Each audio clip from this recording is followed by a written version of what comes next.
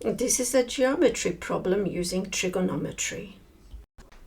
We have an observer at O who is situated 200 meters from the foot of the building at A. From that observer, the angle of elevation to the top of the building at B is 36 degrees. And the angle of elevation to the top of the flagpole at C is 38 degrees. We want to find the height of the flagpole. We can use the angle 36 to measure the height of that building AB. Using trigonometry, we could say that AB is the opposite and 200 meters is the adjacent. And if we use tan theta will be opposite over adjacent.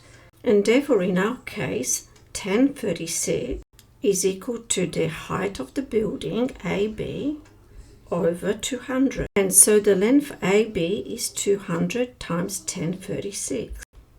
And this will give us 145.31 meters. Likewise, the angle 38 will give us the length of the building plus the flagpole using trigonometry again. As before, we can use tan theta, and this time tan theta will be 38, which is equal to AC over 200. So that 200 times tan 38 will give us AC. And this equals to 156.26 meters.